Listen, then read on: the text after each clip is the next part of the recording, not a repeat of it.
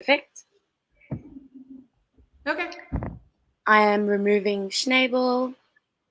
Remember your 3-second countdown after my own in 3, 2. Hi, everyone. My name is Sana Sam, and it is my absolute pleasure today to join you for the Comstor and the Cisco Expo.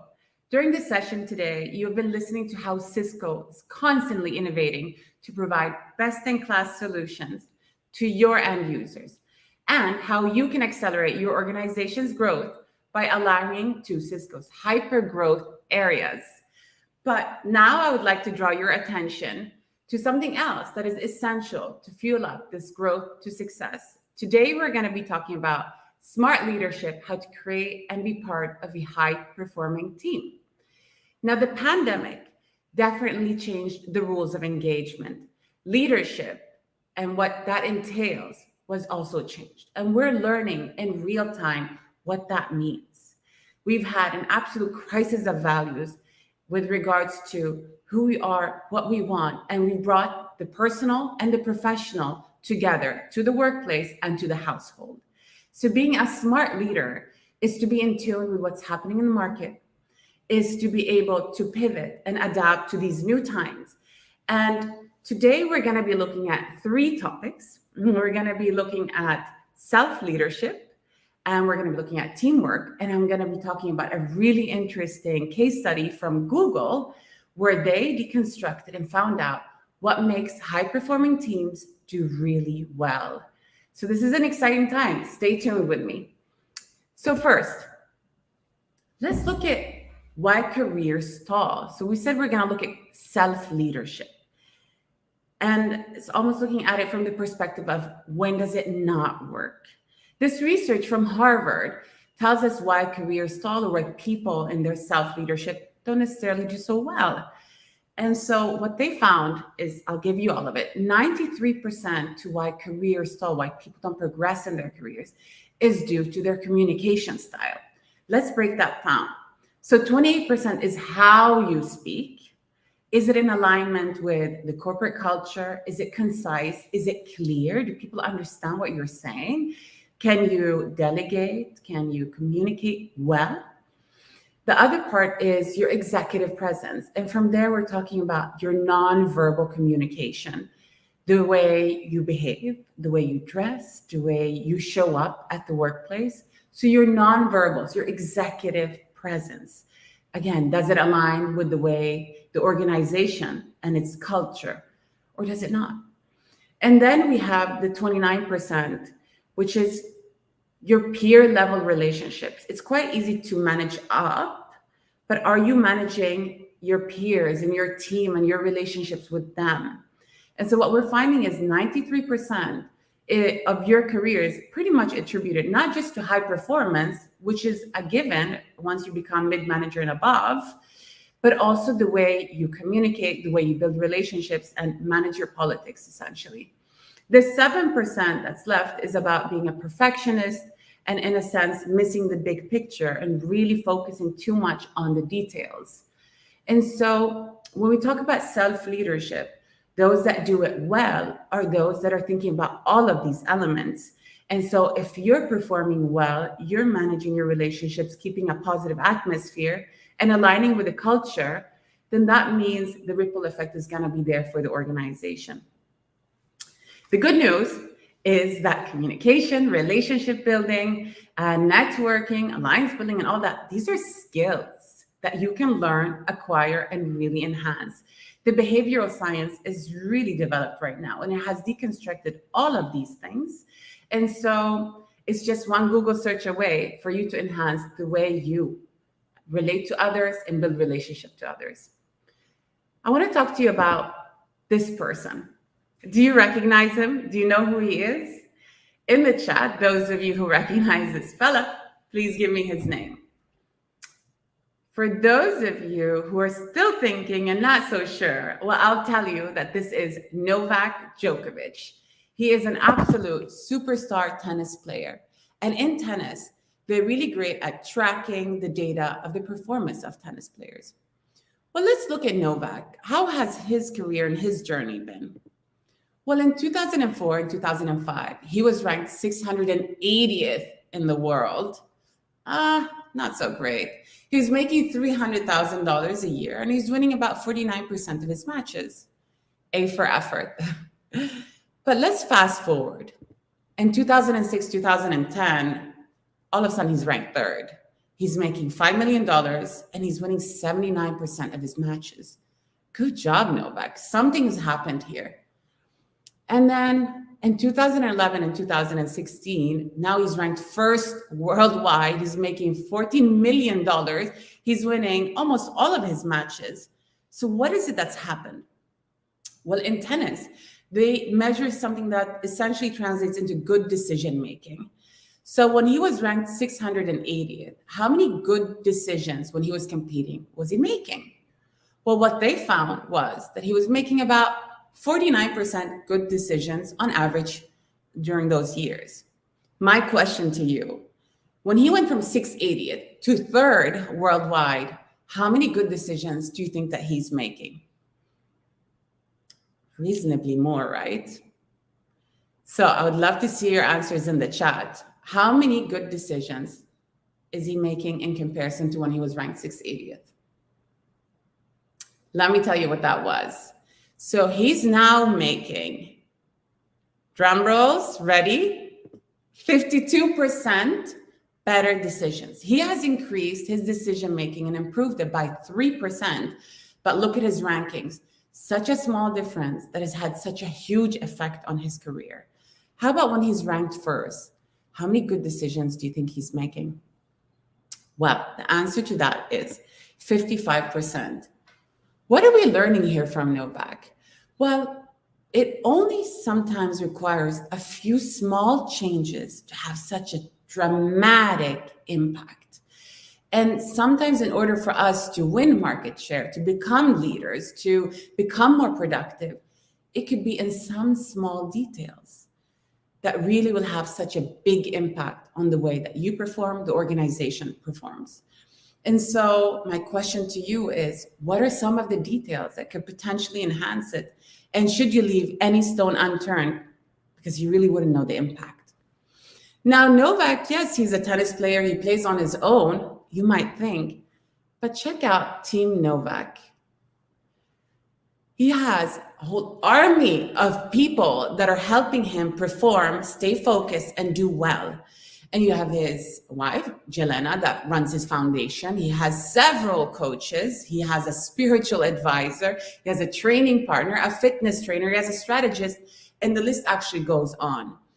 And so all of these people are doing their part in order for the team together to win. And everyone is focusing on their specific task. And when they do that well, it translates into him performing well, which translates into everyone doing well. And this is definitely a case of when the team works, the dream works. So that's Team Novak Djokovic.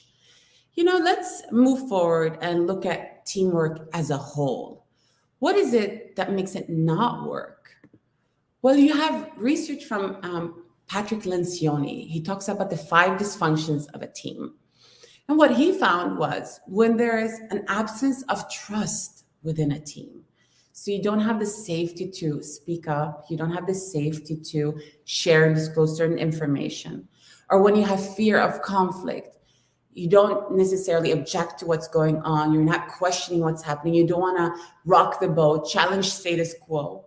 When you have a lack of commitment, parts of the team are disengaged, one part is engaged, or when you have an avoidance of accountability, and that's from peer-to-peer accountability, not just top-down, but everyone is holding each other accountable, or when you have inattention to results, you're not focusing on actually producing what is the most relevant. These elements, they contribute to a team not necessarily working very well. And so when we know what doesn't work, we should be aiming for what does work. Enhance the ability of trusting each other, speaking up, allow people to challenge each other and hold each other accountable and so on. And this is what will bring a team together to really be performing well. And that requires a high element of sincerity, trust, vulnerability, and so on. But I want us to look at what else that could be. You might say, well, is it about bringing the best in class people to an organization?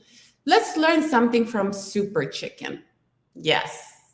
So chickens, what can we learn in management about chickens, you might ask?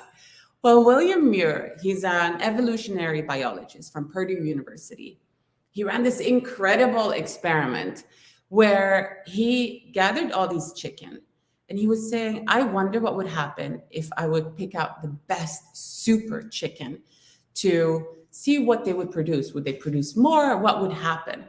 So he had this flock of chicken over 6 generations.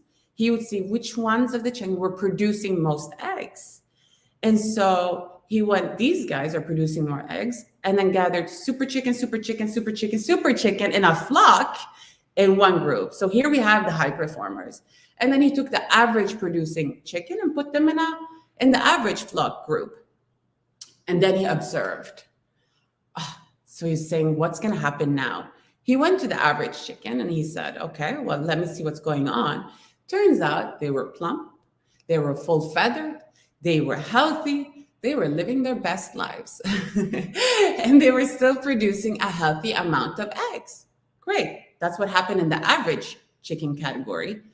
But what happened in the high performing super chicken flock? Well, what he found was actually quite perverse.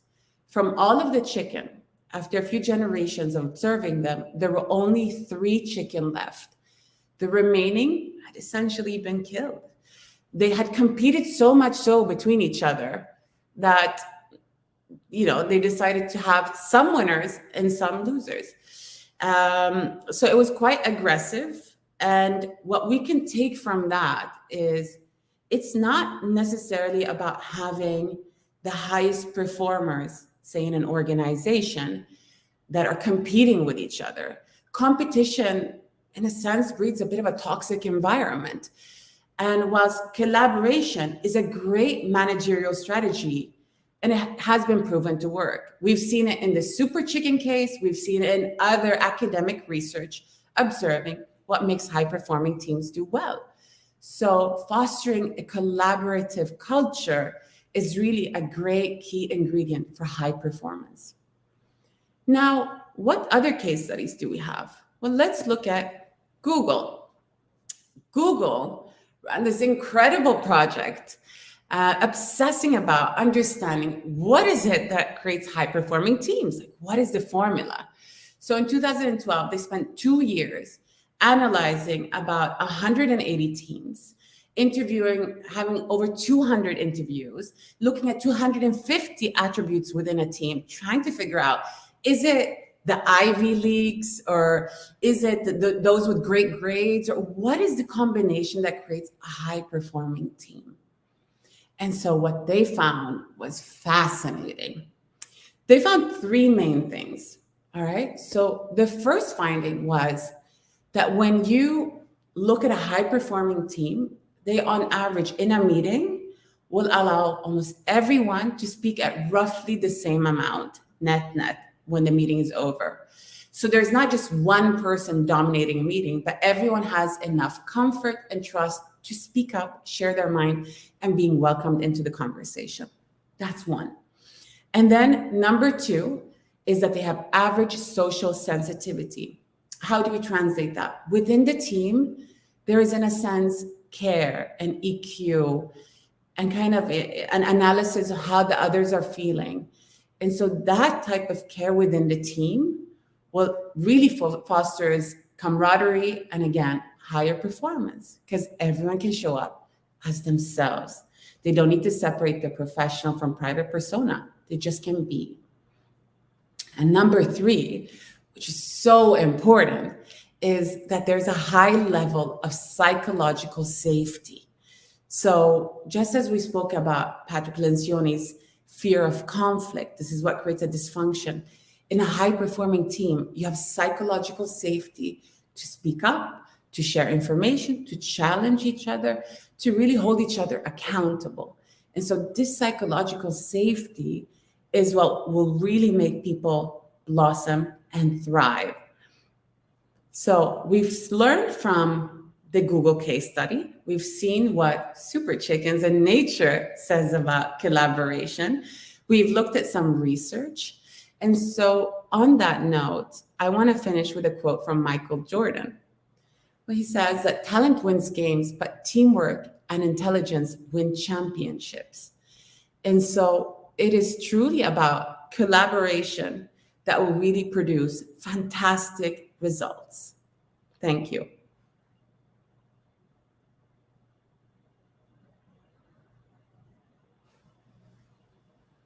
Well done. That was absolutely stunning. Thank you. Are we Thanks, done? Anna. That was good. Yes, we're done.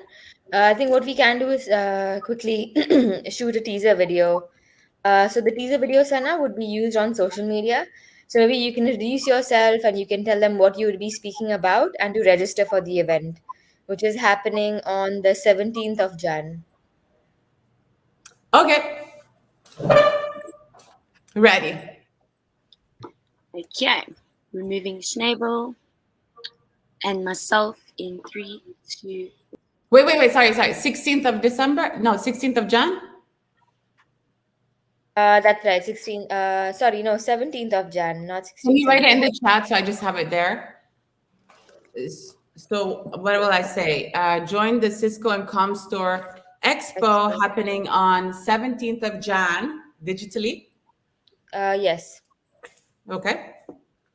And register today to hear more about dash dash dash that I would be covering.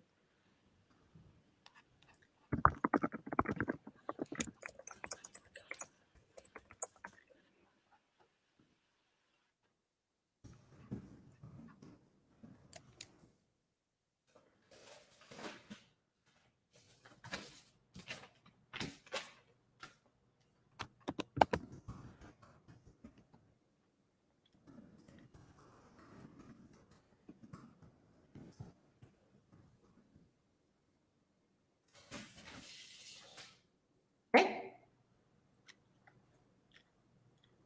Ready. Removing Schnabel and myself in 3, 2. Hello, my name is Sana Sam, I'm the Chief Inspiration Officer at Mina Speakers, and I'm very excited to invite you to Cisco and Comstor Expo, where I will be speaking about smart leadership and how to create and be part of a high-performing team. That is happening 17th of Jan. Make sure that you register today.